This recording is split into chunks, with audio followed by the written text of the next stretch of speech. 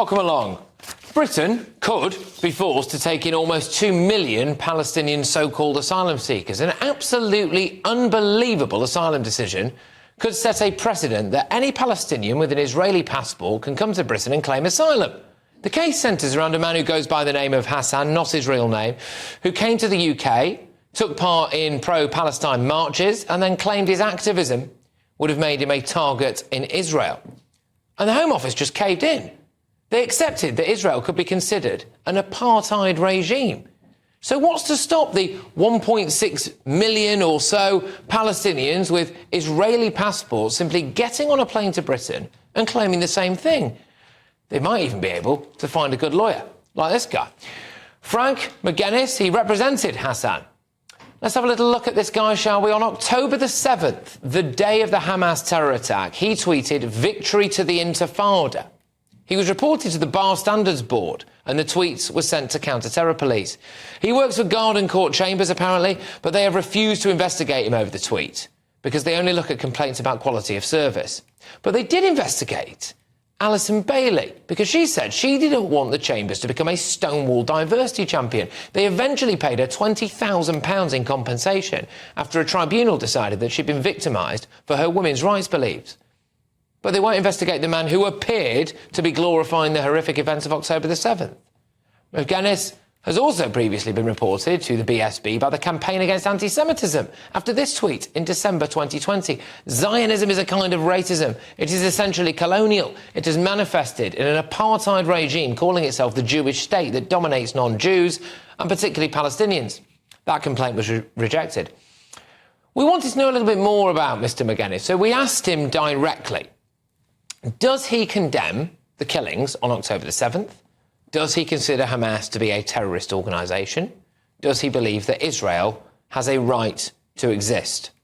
Straightforward questions. Easy to say yes or no to. It's easy to say you condemn the killings of innocent Jewish people, including babies, for example. He refused to condemn it. He refused to say Hamas were terrorists or say that Israel has a right to exist. In fact, he just said, "I only give comment to professional media outlets and not xenophobic entities created to foster division." OK. Even activist lawyers like McGuinness can't believe how useless the Home Office are, though. He said this: "What's so shocking about this case is that Israel is normally considered a staunch ally of the UK government and that the UK considers it the only democracy in the Middle East and in no way an apartheid regime. But what this reflects is a staggering contradiction in the heart of British foreign policy." Yeah, absolutely. This is shocking, unprecedented as well from the Home Office. It's unbelievable, really. The precedent has now been set. So somewhere in the region of 1.6, maybe more, million Palestinians with Israeli passports can just come to Britain now, can they? Wander around London at a pro-Palestine march on a Saturday, get McGuinness on the blower, and Bob's your uncle. You're into Britain. It's remarkable. But let's get the thoughts of my panel now. Daily Telegraph columnist Alison Pearson. We've also got Conservative peer Lord Sean Bailey and former Labour Party advisor Matthew Larzer. Alison, I'll start with you on this. So, as far as I can gather, the precedent has been set and that, well, it depends, obviously, the numbers on how many Palestinians have got an Israeli passport is relatively vague. Somewhere between 1.6 million, 1.8 million could just fly into Heathrow Airport or Manchester, land here, get off, go to a rally on a Saturday, get McGuinness on the phone, and all of a sudden you can stay in Britain. It is, even by the Home Office standards, one of their madder decisions, isn't it? But look, are we looking again, Patrick, at Home Office activists arriving at this decision? As Mr McGuinness himself has said, the Arab and Muslim population is extremely well integrated in Israel. It's about 21% of the population. 10 members of the Israeli parliament, the Knesset, are Muslim and of Palestine origin. So there's absolutely no validity at all in this charge of apartheid or anything like that. And as you say, what's going to happen? That they can come over here, go on a pro-Palestine march, and then apply for asylum. There's something about it doesn't smell quite right to me. I don't understand the basis. Of course, you know, clearly you can't send someone back to Iran if they're going to be hanged. What's going to happen to Hassan if he gets sent back to Israel? Nothing's going to happen to him. So the basis for it is utterly wrong. Yeah. And should be challenged. I mean, somebody should challenge it. Sure, what on earth is the Home Office playing at here? I think for me the real problem here is the Home Office they're an utter disgrace.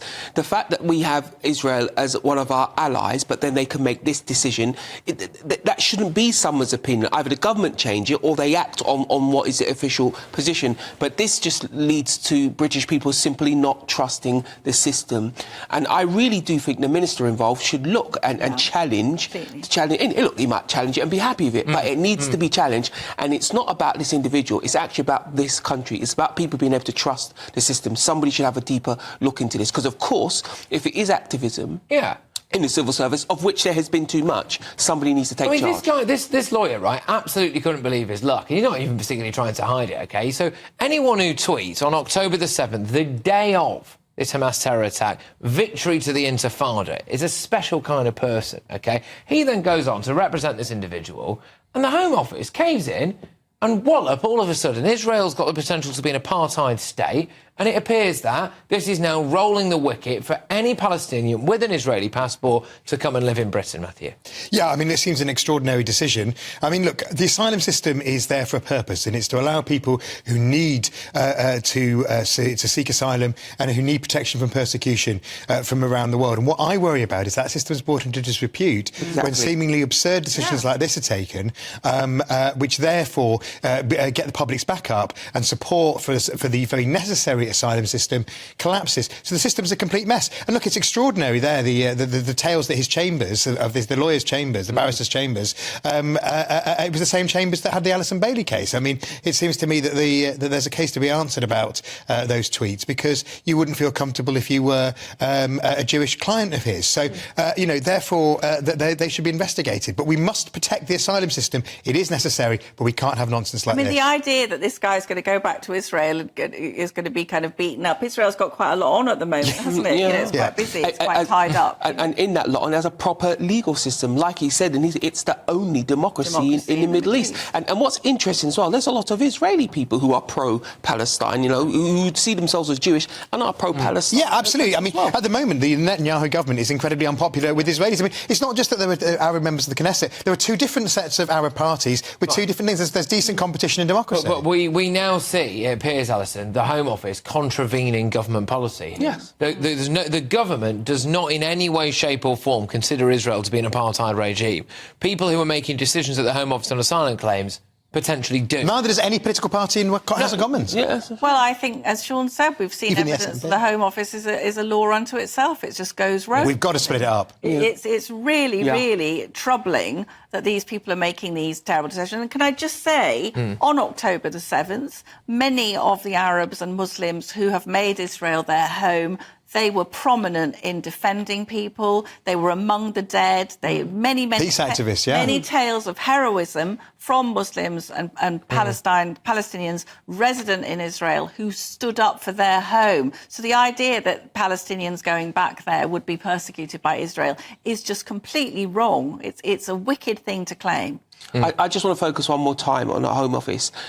Decisions like this support the case that the Home Office should be broken up. It's too big, it's unruly. Yeah. It certainly isn't just acting out of the desires of the government of the day. I think somebody needs to do something with the structure of the Home Office in order so it can be... We need a department for immigration. I'm partly Australian, and, the Aussies are pretty firm on their border control because they have a separate department with a minister who's solely accountable for immigration. And the mess we have at the moment, where we have the Home Secretary sitting in Cabinet and then two guys coming along to the Cabinet who are the legal and illegal migration ministers. We need a Home Office split into a police department, basically, and an immigration department. We haven't got room for 1.6, 1.8, nearly 2 million people, have we? But also, why would you want to take that out of Israel? We already have that happening anyway. Yeah, but also, what worries me is you'll be taking people out of Israel. You'll be losing a part of Israeli culture. Why? It's a bit like, you don't want to make Israel a monocultural state by saying that you're taking away the diversity of Israel. So it seems to me it's actually an anti-liberal thing. But when you look at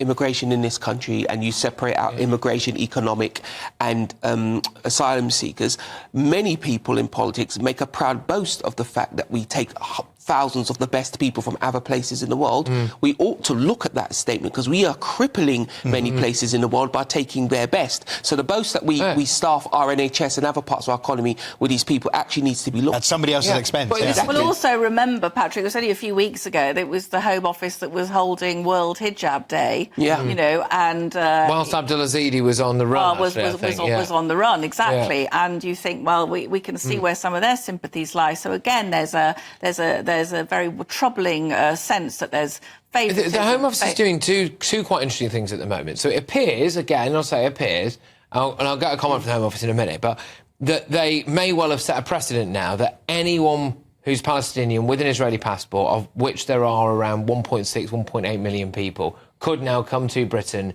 and claim asylum. They appear to have set that precedent. They appear to have said that Israel's an apartheid state.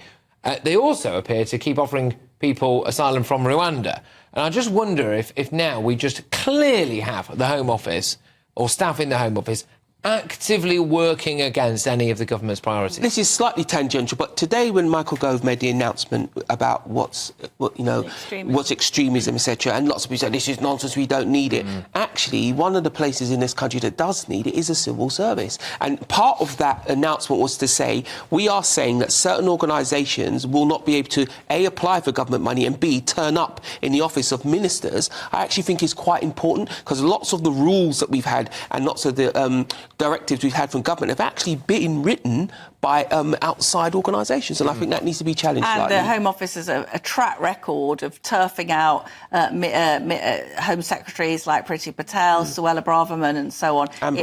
Amber Rudd, you know, anyone trying to get tough with them just gets turfed out. Yeah, well, indeed. Right, OK, look, a couple of things to read out now. Just a very quick clarification. During my monologue, a graphic on screen apparently incorrectly attributed a quote to Campaign Against Anti-Semitism. This was, in fact, by Frank McGuinness, but also a Home Office spokesperson has said all asylum claims are carefully considered on their individual merits in accordance with the immigration rules and are not uniquely based on the broad perceptions of safety of their country of origin. In the past year, the UK has granted asylum to individuals from various countries, including nationals from some of our closest European neighbours and other safe countries around the world. When more information is provided, all becomes available. The outcome of a decision can change. It is long-standing government policy that we do not routinely comment on individual cases. Many people, though, obviously will be incredibly concerned at the potential for this to set a precedent for around 1.6 or 1.8 million people to come from Israel who are Palestinian.